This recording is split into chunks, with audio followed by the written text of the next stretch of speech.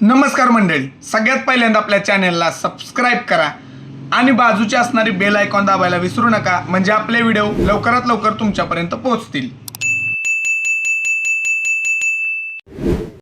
सारीपाटाच्या खेळातून आमचा राजा वजा झाला. जिंकता जिंकता आयुष्याचा डाव बंद झाला. धावता वारा डोळ्यात जिद्द, छातीत होती आग. अखेर मालकाचं नाव गाजवून धारा तीर्थी पडला. गडाला पण आमचा सिंह गेला. गडाला पण आमचा सिंह गेला.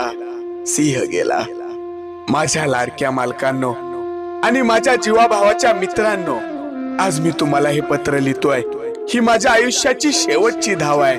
शब्दात मावणं कठीण आहे, पण मन ओसंडून वाहत आहे. मालक, तुम्हाला तो दिवस आठवतोय का हो? मी बेले बाजारातून तुमच्या घरी आलो होतो. तेव्हा मी फक्त साधा बैल होतो. नाव नव्हतं, ओळख नव्हती, पण तुम्ही मला बघिरा बनवलं.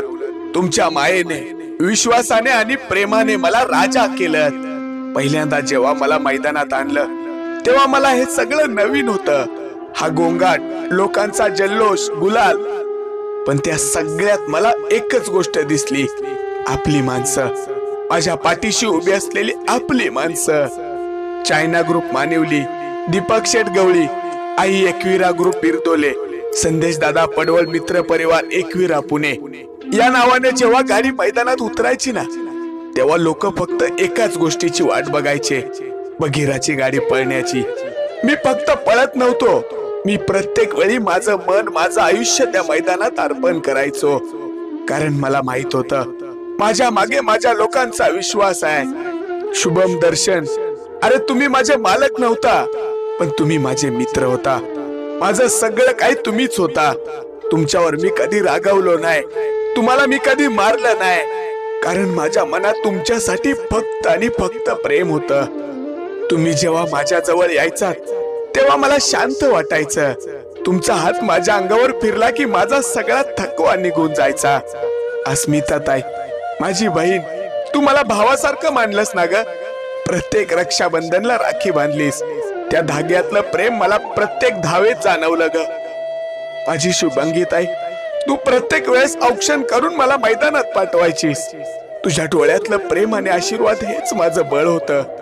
प्रत्येक मैदानात मी जेव्हा उभा राहायचो ना, तेव्हा असं वाटायचं, हा खेळ फक्त आपला नाही, ही माझी ओळख आहे. लोक माझ्याकडे बघायचे आणि त्यांच्या नजरेत मला दिसायचा तो माझ्यासाठी असलेला अभिमान. जणू काही मी एक साधा बैल नाही, तर एक राजा आहे. आणि खरं सांगायचं तर मला देखील तसंच वाटायचं. मी तुमचा राजा आहे, तुमचा बघीरा आहे. आज आई एकविरा केसरी मैदानात मी नेहमी सारखाच उतरलो. पहिला राऊंड जिंकलो, गट पास केला आणि सेमीफायनल सुद्धा जिंकलो. सगळं अगदी सुरळीत चालू होतं, पण कदाचित नियतीला काहीतरी वेगळंच मान्य होतं.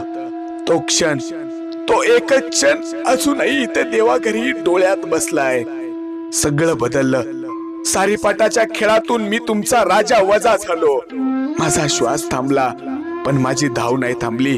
मी शेवटच्या क्षणापर्यंत धावत होतो, तुमचं नाव गुलाला ठेवण्यासाठी, तुमचा अभिमान जपण्यासाठी.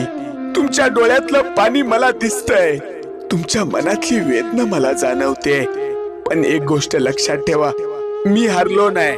मी फक्त माझा खेळ पूर्ण करून बाहेर पडलोय. तुम्ही रडू नका रे. तुमच्या डोळ्यातले अश्रू मला सहन होत नाहीत. तुमच्या सोबत घालवलेले प्रत्येक क्षण हेच माझं खरं आयुष्य आहे. तुमच्या हसण्यात मी जगलो, तुमच्या प्रेमात मी राजा झालो. माझ्या सगळ्या माणसांनो, तुमचं प्रेम, तुमची साथ हेच खरं यश होतं.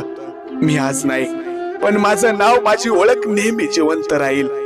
प्रत्येक वेळी जेव्हा गाडी मैदानात उतरेल, माझ्या नावाने जेव्हा गुलाल उडेल, तेव्हा तुम्हाला माझी आठवण येईल आणि मी तिथंच असेन.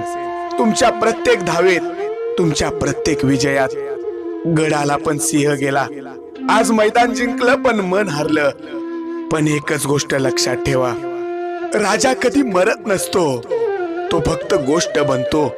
आणि आजपासून तुमचा बघिरा एक गोष्ट झालाय, तुमचा बघिरा एक इतिहास झालाय. काळजी घ्या मालक, तुमचा बघिरा बोलतोय. जर देवाच्या मनात असेल तर पुन्हा तुमच्या दावणीला जन्म घेईन.